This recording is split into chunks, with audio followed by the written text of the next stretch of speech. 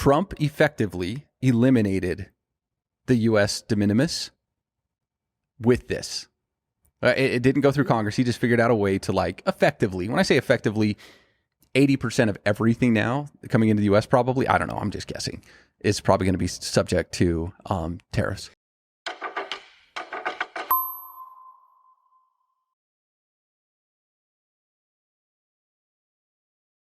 Hey, welcome to another episode of the Decoding Cross-Border Ecommerce podcast. It's a Monday. We're going to get this out today, Aaron. This is, usually we do these. We have, it's a little bit of a slow roll to get this out to the public, but I think we're going to be hitting the wires because last week on, was it Saturday? Yes. Saturday. Yep. Trump announced February 1st. Yep. the executive order for tariffs applying to Canadian-made goods, and the penalty tariff of 25%. And I think a lot of people right now are thinking about that 25%, but what are you thinking about? Oh, what do you think about, Aaron? Yeah, you go. Yeah. All right. So there's a lot going on right now, right? So when I first heard this, when I heard Canada, China, Mexico goods coming into the U.S. and all these extra tariffs that they're throwing out there, my initial thought was for the e-commerce space, big nothing burger, right? Because the majority of these shipments are all coming in under $800 anyways. The de minimis, right? That's why I was. Yeah. Okay, so I got to reveal. So I'm like, no biggie. This is going to definitely impact, the larger shipments, but in e-com, things are going to still be status quo coming in, duty free, no big deal. That was my initial reaction was, and how many Canadian made goods are there coming into the US for e-commerce anyways? I think a lot of the goods coming in from Canada aren't necessarily the consumable type. That's typically coming from China and other parts of the world. So my initial reaction was kind of a shoulder shrug, like, we'll see what happens. Doesn't seem like a big deal. But that's kind of changed a little bit. But before we dive into what's changed, I do want to talk a little bit about this. This is the America First policy. And another thing that we're not going to see is we're not going to see the U.S. change from pounds to kilograms. And do you know why? Why? It would cause mass confusion.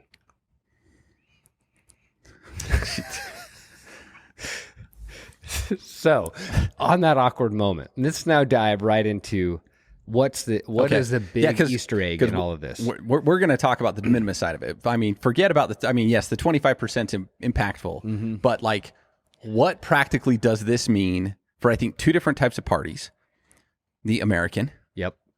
And the e-commerce companies selling to Americans. Yep. Yeah, we're talking to both of you today. Yeah, this is completely this is going to shatter everybody's world that they've been operating in. It's going to be completely disruptive. Well, at first I thought this was just going to be, even when I saw the de minimis, that it was just going to be shipments from Canada, shipments from Mexico, and shipments from China. And the reason why is, if you go back and listen to our 4 episodes about de minimis is based on the 99.9% of the time, it's based on the shipment of origin. Where is it coming from? Because you just look at the whole package and say, all right, this package is coming from, actually, it's usually not based on that. It's usually just based on the total value. Yeah. But it's it's just, what's the value of the shipment? Is it under the de minimis? This is double layers deep. At first, I thought it was, well, okay, if it's coming from Canada, Mexico, or China. But it's not just that, is it? No. It's because it's normally hey, we've got our processes.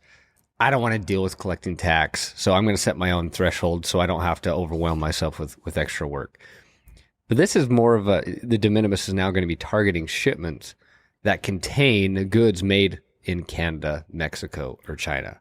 Doesn't matter where they're coming from. That's where we're thinking now. We're still waiting for the official stuff to come out in the Federal Register but if you read, identify this. But yeah, there's so here's a real life example, right? You have $100 shipment coming from a Swedish retailer, which today would just get delivered under the de minimis. You wouldn't pay any duty and tax. You have no idea that it it feels like a domestic shipment. Slower, but yes, $100 item that's made in Sweden, and let's just say they throw in a keychain for $5 that's made in China, which, as we're calling this now, the the poison item or the poison pill that's going to just basically infect the whole shipment, because now the shipment, because there's one item made in China, is no longer eligible for de minimis treatment.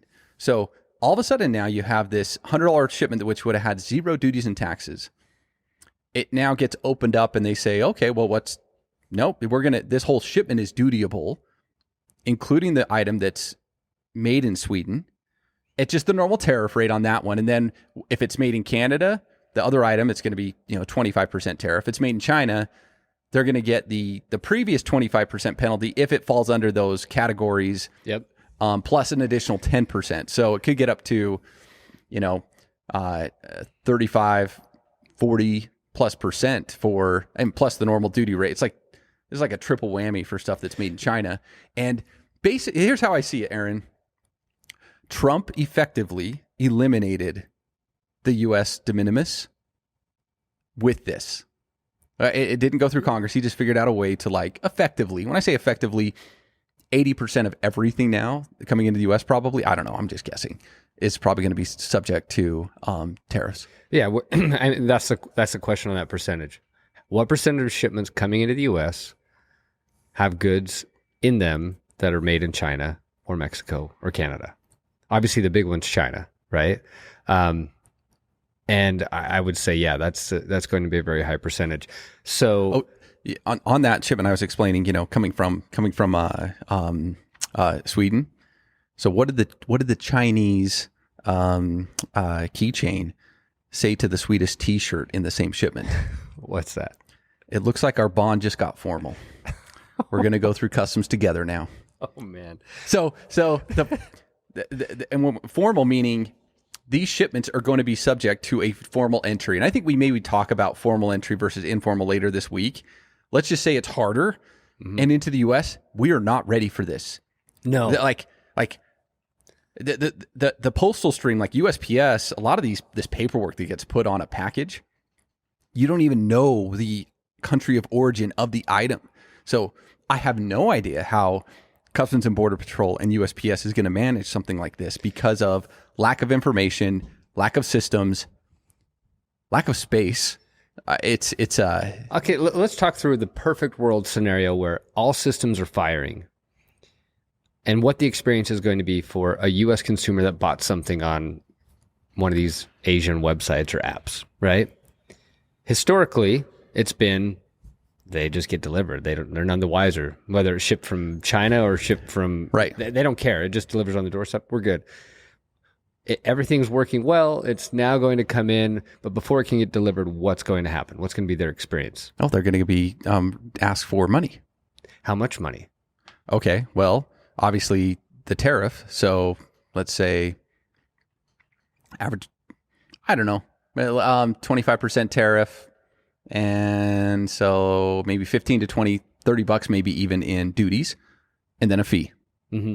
Which is probably another $10, $5 or something, 20, right? 15. Yeah, depends. So formal clearance though is a different beast. That actually has higher fees. So who knows? Yeah. So, I mean, it's possible that the duty and the fees could be close to maybe even more than the value of the goods, depending on where it's coming from. And, if it's Chinese, you've already got the penalty tariffs plus an additional 10% coming on, plus the collection fees, et cetera. It's going to be so it might go from 0 to 50 for some people. Mm-hmm. Yeah. Just overnight, another $50 to get your box. So that's not going to be fun for consumers. But then the systems aren't in place. So what's actually going to happen now? Oh, what's actually going to happen is these packages are going to get stuck somewhere.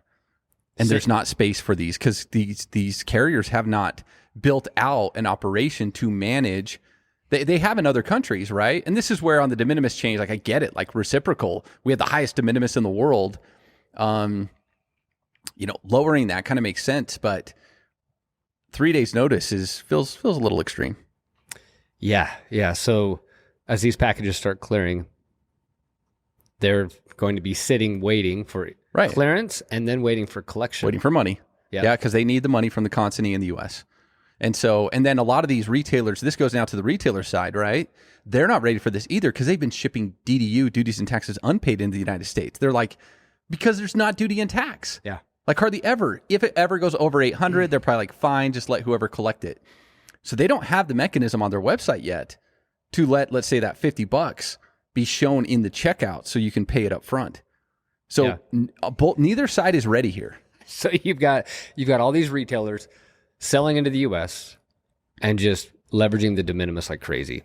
They can send it to you. It's fine. It's almost like a domestic shipment. It just, no disruption. It just delivers. Now, overnight, they're going to have a ton of their packages getting stuck at the border, getting cleared, trying to get collection. Customers upset, calling into them. So now the buying decision for these consumers is done after the shipment's already here in the US, and they're going to say, I'm out. I'm not paying this, and I'm going to do a chargeback on my card. I'm out. And then these retailers are going to be in a world of hurt. Aaron, do you think that retailers outside of Canada, Mexico, and China right now even think that they're going to be impacted by this law? No. Oh, they're going to find out real quick. Yeah.